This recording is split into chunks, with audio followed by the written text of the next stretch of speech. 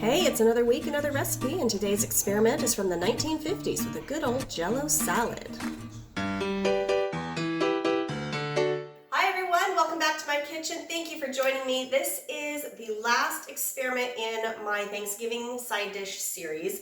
I'm hoping to go out with a bang here, but we will see. If you're new here, thank you for joining me. I hope you enjoy the ride. My name's Courtney Morris, and I cook history's forgotten recipes out of random cookbooks I find, and I hope that they're good. So if you're new here, a very long story short, Thanksgiving's become one of those holidays which has become for me. I don't really have any attachment to it anymore. I used to a long time ago. And if you were to ask me what's the one thing I remember or my favorite memory about Thanksgivings and my entire life, I think of my grandmother. And with that comes the memory of her orange Jell-O salad, which was amazing because there was nothing weird in it. It was like orange sherbet, mandarin oranges, Cool Whip, and orange Jell-O. It was fantastic, and I haven't made it in years.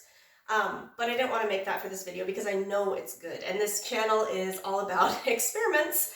So I decided to go for a 1950s dessert in Jell-O form, which kind of scares me because I have had some 1950s Jell-Os present day that are bad, like real bad.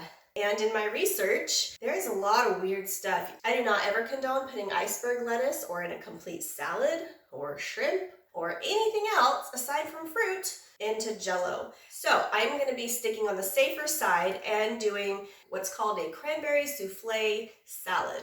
Don't let the salad part fool you. We call everything salad in America. I don't know why. But the kicker of this one is that it does have something scary in it for me, and that's mayonnaise. Cooking with mayonnaise in cakes and breads, that's phenomenal because really all it is an emulsified mixture of egg and oil, both of which don't go in Jell-O to me. So what I'm going to do is I'm going to make this, and before I put the mayo in, I'm going to split it in half. I'm going to make one portion to the recipe with the mayo and all that great stuff, and then the other side without it. And I'm going to compare and see if I like either one or which one's better, because you know what? It might surprise me. Cross your fingers. Let's do this. So to start out with, we start with one package of unflavored gelatin. This is like Jell-O in its base form, and it calls for the Knox brand because it's from the company, but I just got Kroger brand, which works just fine. So I'm going to stick that in my bowl, along with 2 tablespoons of sugar. And then we are going to pour in a cup of really hot water, and then we're going to dissolve this. Okay, so this is where I'm going to split it out into 2 separate bowls, one with the mayonnaise and one without. I'm going to measure this. I think it's about a half, let's see. Okay, so I'm just going to pour half a cup in one and half a cup in the other.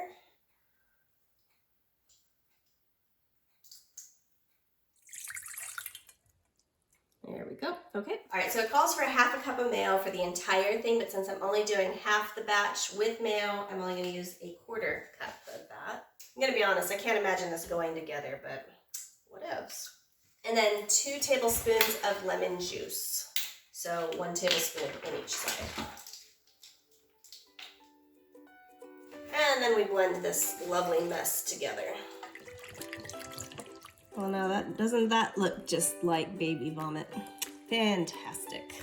It just said to blend this, but maybe I just have to keep stirring it. The smell is amazing. Ugh.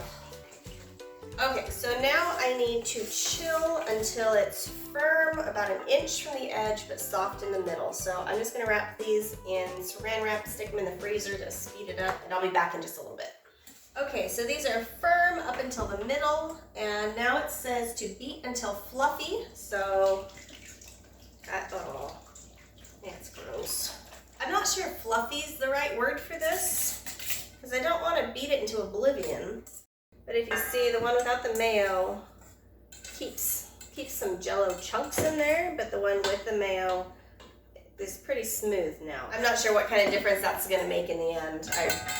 We'll find out. Now it says to fold in the cranberry sauce, which was 1 pound can of the canned cranberry sauce, but with the whole cranberries, the kind I never ever get. So I just do half and half here. This is just the most lovely smelling, looking, sounding dessert ever. Okay, and then It wanted a can of 8.5 ounces of pineapple tidbits, and I forgot to see how much I actually have. I'm gonna weigh this one out. So it turns out I bought the right amount. So I'm just going to put half and half. There was a little juice in the bottom of this. I'm gonna try and not get the juice. Actually not, I'm gonna strain this, hold on. Okay, so half and half there.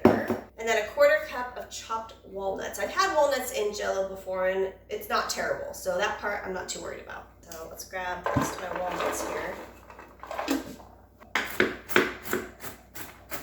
So that's about a 1/4 cup, which means each side gets half of that. All right, so now we mix it together, form it into whatever bowl we're gonna put it in and let it completely set and see what happens. Okay, so I will say that the one with the mayo in it kind of looks more festive. I can't really smell the mayonnaise much anymore. That's good. This one just smells like fruit. I don't have any actual molds that's small enough for this. If I did one whole thing, I could probably fit it in my bundt cake pan, but I think I'm just gonna use cereal bowls and maybe see if they'll come out in one piece if I tip it over. Or we'll just eat it out of the bowl. I hope this sets up. It was promising without everything in it, but with everything in it, I'm almost scared that it's not going to. And this one. I'm gonna cover these and put these back in the fridge. Cross my fingers that A, it's good, and B, that I just didn't create some sort of cranberry soup. Okay, so this has finally, I think, set up. It's been long enough, and I think they're in small enough batches where it actually didn't take that long. So as far as this recipe goes, the easiness factor, super easy, like way easy, and makes me very thankful that I didn't have to make my own aspic, which is a laborious process of bone boiling. And okay, so now I gotta figure out how to get these out.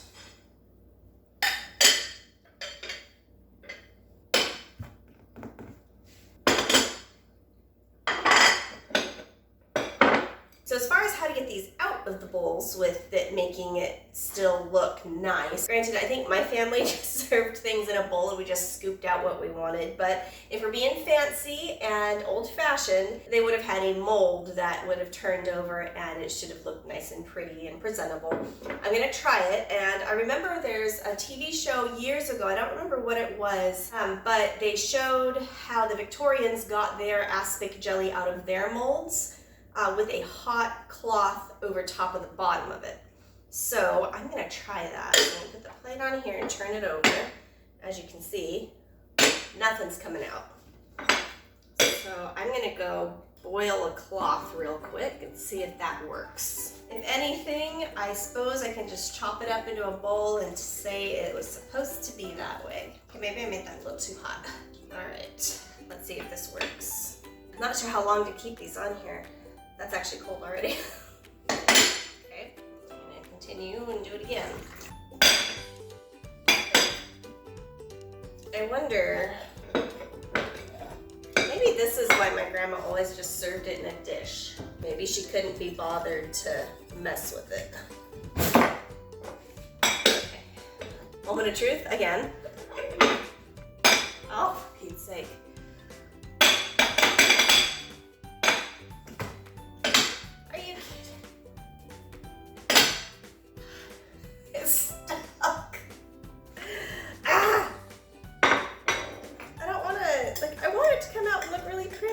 But I don't want to like tear up the sides. Come on, Jell-O.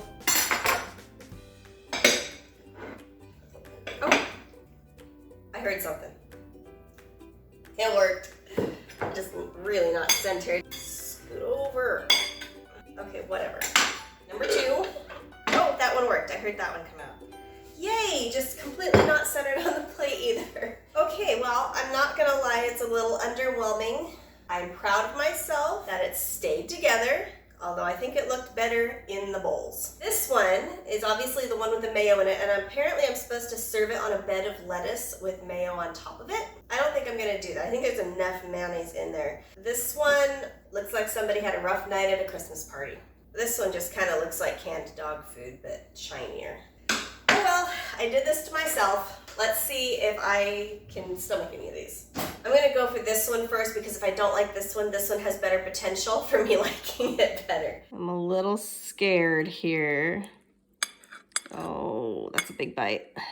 Oh. I can smell the mayonnaise, but not very strongly. It's not that bad. I smell more pineapple than I can anything else. I wish you guys could feel like the dread that's going on like right here, of the apprehension of putting myself through this. I lived through it. It did not kill me. I'm gonna try another bite. Mom always said take 2 bites. This is a shock to your taste buds. Okay, you know what? If you can get over the mental block of mayonnaise, that's pleasantly surprising. It's definitely got a creamier texture than a normal cup of Jell-O, but I think its saving grace is the texture of the pineapples and the whole cranberries, which helps it not seem like I am eating barf. The flavor's not bad though. I'm gonna move on to this one. Hands down, this one's way better. It's way better. The texture is Jell-O. It tastes like cranberry sauce with pineapple.